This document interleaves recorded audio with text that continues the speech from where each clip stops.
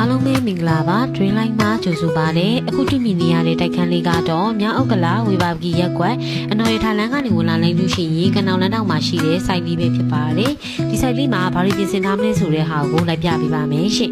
ဒါလေးကတော့အခုအိရှိဝရဏမှာတပိပက်လေကျန်းကြီးကြွပြလေးတွေကိုခင်းပေးထားတာပဲဖြစ်ပါတယ်ရှင်ကဲအထက်ကိုတစ်ချက်လိုက်ကြည့်ကြမယ်နော်အခုလိုမျိုးတိုက်ခန်းလေးကိုဘတ်ဂျက်နည်းနည်းနဲ့ဘယ်လိုလေးပြင်ဆင်လို့ရမလဲဆိုတာကိုမမေသေးသေးလိုက်ပြပေးမယ်နော်အခုဒါလေးကတော့မင်းတို့ရဲ့ဒီအရှိဒီမှာဆင်ပေးထားတာဖျားကြောင်ဆောင်လေးပဲဖြစ်ပါတယ်အရှိစိတ်တိုက်ကြဒီဇိုင်းလေးဆွဲပေးထားတာပေါ့နော်နောက်မှာကဘရင်းပေါက်လေးလည်းရှိတယ်ဒီဘရင်းပေါက်လေးကိုကောက်သွားအောင်လို့ဆိုပြီးတော့ဖျားကြောင်ဆောင်လေးကိုမြင့်မြင့်လေးလုပ်ပေးထားတာပဲဖြစ်ပါတယ်ရှင်ဒီမှာဆိုလို့ရှိရင်လည်းဖျားစွန်းတော့ကတ်လို့ရအောင်ဒီလိုမျိုးလေးကိုထည့်ပေးထားပါတယ်ဒီအောက်မှာဆိုလို့ရှိရင်လည်းပစ္စည်းလေးတွေသိမ်းလို့ရအောင်ဆိုပြီးကပ်ပိနက်လေးတွေပါထည့်ပေးထားပါတယ်ရှင့်ပြီးရင် TV ကပ်ပိနက်တွေလည်းလုပ်ချင်တယ်အကျန်းအကြီးကြီးတွေလည်းမကြိုက်ဘူးဆိုလို့ရှိရင်အခုလိုမျိုးပေါ့ပေါ့ပါပါ TV ကပ်ပိနက်လေးတွေလည်းပြင်ဆင်လို့ရပါတယ်နော်ဒီမှာဆိုလို့ရှိရင်တကားလေးတွေကိုတက်တက်ပုံစံမျိုးလေးတွေနဲ့ပြင်ဆင်ပေးထားတာပဲဖြစ်ပါတယ်ရှင့်ပစ္စည်းလေးတွေကိုသိမ်းလို့ရအောင်လည်းအန်ဆွဲလေးထည့်ပေးထားပါတယ်ရှင့်တအိမ်လုံးကိုလည်းရေဆိုရေစိမ်ခန့် 6.5 mili SPC ခဲရောင်လေးကိုလည်းခင်းပေးထားတာပဲဖြစ်ပါတယ်ပထမတုန်းကတော့ဒီမှာပါချမ်းခင်းမှမခင်းထားသေးပါဘူးအခုအိမ်ရဲ့ဆေးရောင်လေးနဲ့လိုက်ဖက်တဲ့အယောင်လေးကိုရွေးချယ်ပေးထားတာပဲဖြစ်ပါတယ်ရှင်လေးတစ်ခုရှိပါသေးတယ်မိမိတို့ရဲ့ Dream Line မှာတခါမှမလုပ်ဘူးသေးတယ် profile မိချောင်းလေးတွေနဲ့အလှဆင်ပေးထားပါတယ်corner corner လေးတွေလည်းကပ်ပေးထားသေးရပါတော့ဒီလိုပုံစံမျိုးလေးကတော့ဒီမှာပထမဆုံးပြင်ဆင်ပေးထားတာပဲဖြစ်ပါတယ်ရှင်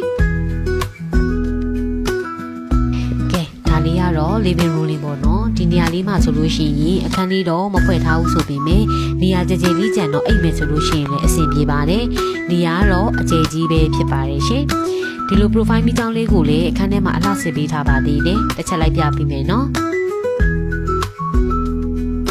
ကဲဒီမှာဒီခန်းလေးမှာဆိုလို့ရှိရင်လည်း SPC လေးခင်းပေးထားတယ်အရှိက profile လေးကတော့အဖြူရောင်လေးဓာလေးကတော့အဝါရောင်လေးကိုတုံးပေးထားပါတယ်ရှင်ဒီမှာကဆေးလုပ်ငန်းလေးတော့မပြင်ဆင်ပေးထားပါဘူးကဲအခု kitchen room လေးကိုမမြင်လိုက်ပြပေးပါမယ်ရှင်နောက်ပြီးတော့မိဖို့ကန်လေးမှာဆိုလို့ရှိရင်ပုံမှန်တက်ပေးနေကြအလူမီနီယံစလိုက်တော်လေးကိုတက်ဆင်ပေးထားတယ်ဒါလေးကတော့အေးရှင်စိတ်တိုင်းကြားလေးကိုမှမှန်အကြည့်လေးကိုအသုံးပြုပေးထားတာပဲဖြစ်ပါတယ်ရှင်မိဖို့ကန်လေးထဲမှာဆိုလို့ရှိရင်လည်းနှစ်ပေပတ်လေကျန်းကြီးကျွေပြားလေးတွေကိုခင်းပေးထားပါတယ်ရှင်မိဖို့ခုံကလည်းအရင်ခုံအဟောင်းလေးကိုမှဖြိုချပြီးတော့အစအဆုံးအသစ်ပြန်လုပ်ပေးထားတာပေါ့နော်ဒီ granite ကြွေပြားတွေမိဖို့ကုန်ကြွေပြားတွေစီစဉ်ကြွေပြားတွေကအစအကုန်လုံးအသစ်ကပ်ပေးထားတာပဲဖြစ်ပါတယ်ရှင်ဒီကြွေပြားလေးရကြတော့ဒူတိုက်တော်တော်များကြီးလေးမှာပါတာပေါ့နော်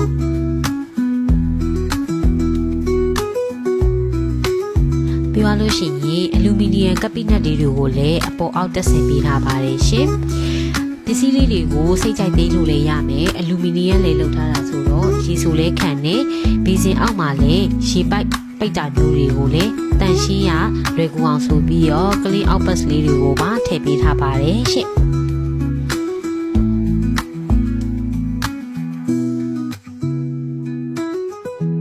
emergency တမ်းပန်းလေးကိုလည်းတက်ဆင်ပေးထားပါတယ် kitchen ကလေးကတော့တော်တော်လေးကိုပြောင်းလဲသွားတာပေါ့နော်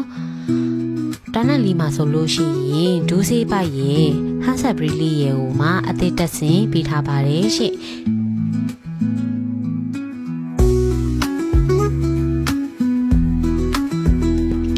ပြီးပါလို့ရှိရင်ဒါလေးကတော့ရေချိုးကတ်လေးပါဒီမှာဆိုလို့ရှိရင်ငကိုကြွေပြားတွေကတဝက်ပဲကတ်သေးတာပေါ့နော်ခြံထဲတဝက်လေးကိုမှပုံစံလေးတော်တော်တူတဲ့ကြွေပြားလေးတွေနဲ့ထပ်တူညီအောင်ကတ်ထားပေးတယ်ပေါ့နော်ပြီးပါလို့ရှိရင် pressure band နဲ့ shower တွေနဲ့ရေလိုင်းလေးတွေကိုကမင်းတို့ကထည့်သွင်းပြင်ဆင်ပေးထားပါတယ်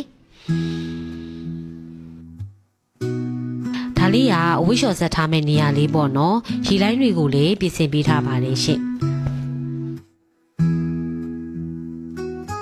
အခုဒီအိမ်လေးမှာဘတ်ဂျက်အများကြီးလည်းမကုန်မင်းနဲ့ဘယ်လိုမျိုးစုံစုံလင်းလင်းလေးပြင်ဆင်လို့ရမလဲဆိုတာလေးကိုချပြပေးလိုက်ပါပြီเนาะ